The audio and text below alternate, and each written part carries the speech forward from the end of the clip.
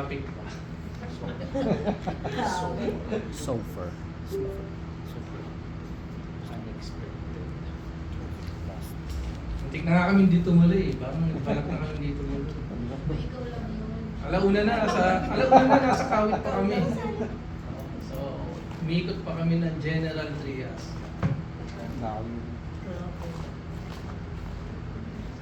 Layo.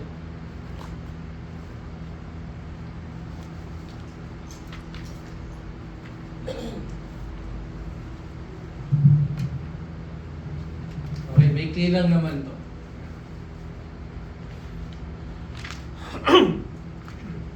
Okay, hindi ko na tatagalan mga Elin dito kami. Sabi niya, tagalan ko daw eh. Halos sabay lang kami dumating. Okay. So ayan. Season of Love. Meron ba? All convocations, meron. No. Okay. Appointed eh. Appointed yun. Scheduled. Pagdating sa love, meron ba? May season ba? Okay. Ito daw month na to. Yeah. The most wonderful time of the year. Yan ang sabi nila. Very wonderful. Lahat tayo dito. Okay. The daily television, yan, commercials, products, gatherings, events. Last week pa, no? So yan ang sinasabi nila. Okay. The month is associated with the time which they also call season of love. Pero bago yung mga celebrated days nila, no? As the season approaches, ano man nangyayari? Street crimes, rampant, cellphone snatching, sa amin madami. Hold up, may online scams, marami ngayon. Mas marami, mas rampant ngayon. Road rage. Okay? So kanina kaya kaming traffic, ang sanhi lang, di daw nagbibigayan lang. Okay? So anong nangyari? May nalaglag tuloy dun sa kanal na isang kotse. Ayan. Hatred. Recently, may shooting sa Australia. Ano ka pa ba? 8 days yun eh, no? Hanggang ngayon ba? Bundy Beach. Okay. Sa US din, meron. Parang for the last 3 months, puro, ang dami ng shooting. Diba? Shooting talaga ng ano. Sa mga eskwelahan, yan. So, people with such intentions in mind take advantage of the gatherings itong buwan na to, no? Then the monetary incentives na binibigay sa mga employed victims. Usually ngayon binibigay yung mga incentive eh, sa itong last month, no? Of the year. Okay. And then the victims died in the process. So marami ding namamatay. Yes, many perpetrators of the aforementioned na mga nangyayari, crimes, ganyan, street crimes, also believe in this season. No? Nagaganyan din sila. No? Tawag nila yung Pasko. Pasko. Iniwala rin sila dyan. Okay. Season of love. Opportunity sa kanila yan. Okay. Na-excuse nila, wala nang kahirapan. Or any other reason na deemed justified. Okay. So, mas madaming crime, no? Chinek ko sa ano eh, sa Philippines lang. Pagpasok talaga ng ganito, rampant ang ating crime. So is this time really being the season of love? Not to mention, many songs ng kanina lang papunta rin. Ang kanta, ang Disyembre ko ay malungkot.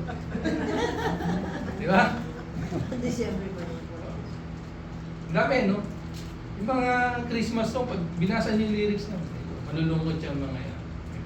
So, ayun yan. Bundy Westfield Tragedy. Kaya namatay, 16 ba? 40. Ay, 15 or 16? Around there. So, imbis na love, hatred. Celebrate lang naman sila. So, bakit gano'n? Okay? So, those are played, okay, crimes, songs during this season Season of love para. Ano ba yung love? Paano ba natin yan dapat ibigay? Paano binibigay yan? No? Baka suggestion lang yan ng trend ngayon or ng tradition ngayon. Kaya medyo mapagbigay mga tao. The word love also expresses a human virtue. Okay?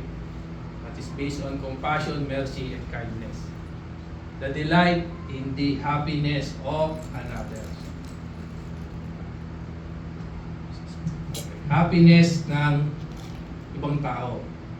Hindi mo happiness. Kasi maraming meaning ang love, di ba? Meron diyang mother's love, brotherly, affectionate, passionate. Okay? So love ba to kung pang sarili lang? Okay? So love to others, no? Not those who loves you. Okay? So bibigay mo yan sa iba, hindi lang doon sa mahal ka rin. Okay? For Christ said there is no reward in doing that, no? In doing such. Okay? We are all familiar with the passage na 1 Corinthians. So, pag sinabi natin love, dyan tayo pupunta kagad. 1 Corinthians 13. Okay? But the word love there, okay, the King James Version is translated as charity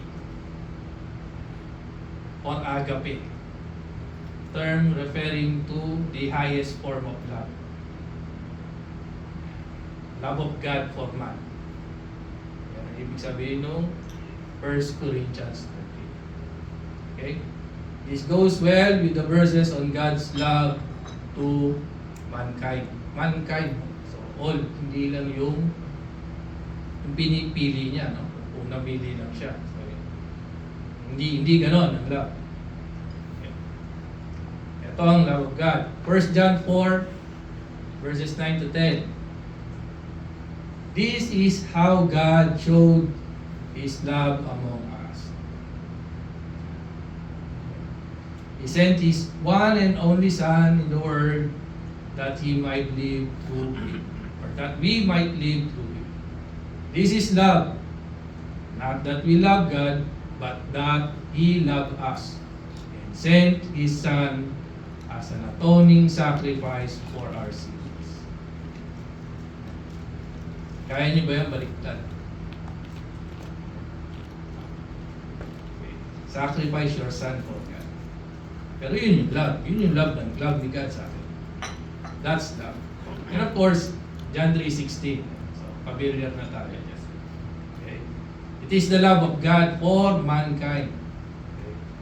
For humanity sa lahat. Kaya nagpunta si Christ dito, no? Kaya siya pinadala dito. Okay. If indeed we are Christians and since God so loved us, we also ought to love one another, including your neighbors. So hindi lang tayo. Okay. So, parang yung Good Samaritan. Diba? Charity ginawa ng Good Samaritan. Even your enemies. Sabi sa Matthew chapter 5, 43-44. Okay? So, ayon nga sa is not self-seeking. So, do not exchange love to those whom you or those whom you think are capable of giving you back. They say, the love you gave away. So, huwag tayong gano'n, no? Bibigyan ko siya kasi i-reciprocate niya yan. Okay. Alam mo, di ba? So, hindi lang ganun ang love, no? Okay. Give love, hoping that you will be giving back. So, hindi ganyan, no? So, hindi centered sa sarili ang love, okay? Instead, to those, or extend it to those who is in need. Yung nangangailangan ng love. That's charity. That's love. Not because tradition suggests or tradition says. Kasi may tradition tayo ng mga panahon ngayon. So that's love. Ngayon, may season ba? Do we need a season for giving love? Why don't you give love every day. Diba? Huwag lang nang during that day. Sabi ni Michael Jackson. Give love every day. Ephesians chapter 5 verses 1 to 2. Follow God's example, therefore, as dearly loved children, okay, and walk in the way of love. Practice love not because the trend sets or the tradition suggests, but as a way of love. Yun sabi sa Ephesians. Okay. Just as Christ loved us and gave Himself up for us as a fragrant offering and sacrifice. Live in love. Dapat isinasabuhay mo yung love. Okay.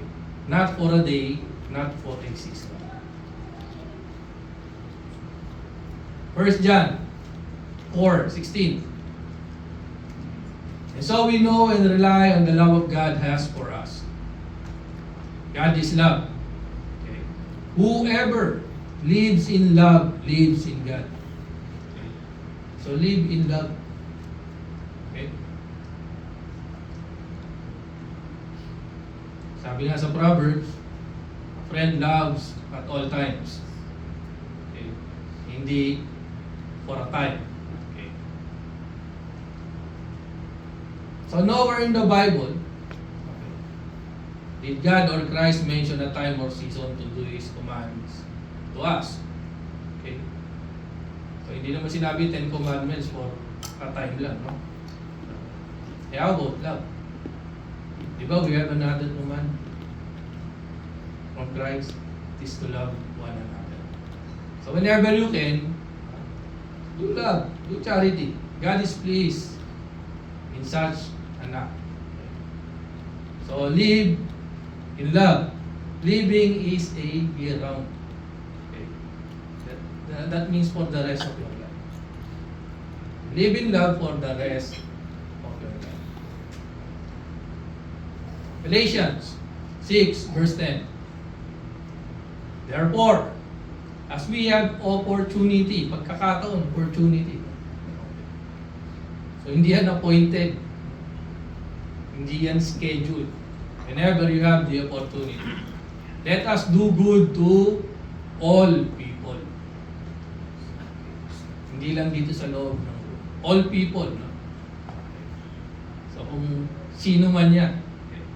Especially to those who belong, well, especially those who belong to the family of believers.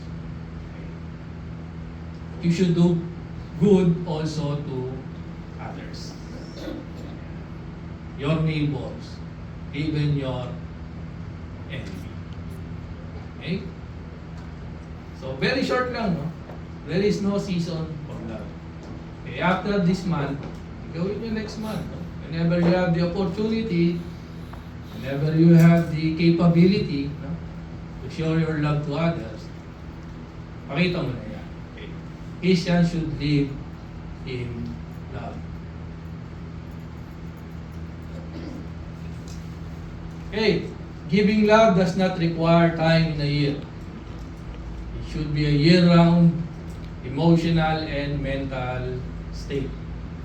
Dapat nasa isipan natin palagi. Even without reciprocity or getting mutual benefit. Baka mahalan natin isang tao kasi alam niyang may babalik siya sa atin. Okay? So, hindi siya dapat gano'n. Our God is a God abounding in love. Okay, 8 times siya na-mention. No? At least yun ang aking search sa Bible. Love is not seasonal. Okay? At least the Bible verses suggest, no? It must dwell in us as long as we live, or we should live by it. Okay? There is no such indication in the Bible that talks about love having its season. Wala naman talaga. Giving love does not require time in a year. Okay? So again, it should be an emotional and mental state.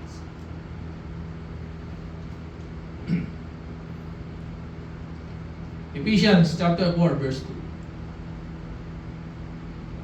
Be completely humble and gentle. Be patient, bearing with one another in love. Our Lord and Savior Jesus Christ wasn't born so that love may abound during His birth month or birthday na hindi naman natin alam talaga kung kailan. Diba? We didn't know exactly for a fact, no? Kailan siya pinanganak. So hindi naman siya dumating, no? Or no, on that day that He was born, doon lang tayo ma-propagate ng love. Christ came. He came because God so loved us. To redeem us from our iniquities. Hindi to continue with it. Kasi yan naman siya, di ba? So, hindi ganon. Okay? It says Romans chapter 6 verse 1 to 2. Our response should be is to obey and keep His commandments. One of those is to love one another. Okay? So part pa rin yan ng actually, 10 commandments is about love. Not for a time or season, but as long as you can love yourself. Okay? Sabi sa Ephesians, after all, no one ever hated their own body. So kung mahal mo ang sarili mo, diba? You are able to give love also. Okay? Unless you hate yourself, diba? It is impossible daw, no? To give love back. So since everybody loves himself or themselves, you are able to give love to others also. Okay? Last verse, above all, love each other deeply, because love covers over a multitude of sins. Okay. This exists among us all year round, then it covers a multitude of sins. With that, a blessed Sabbath.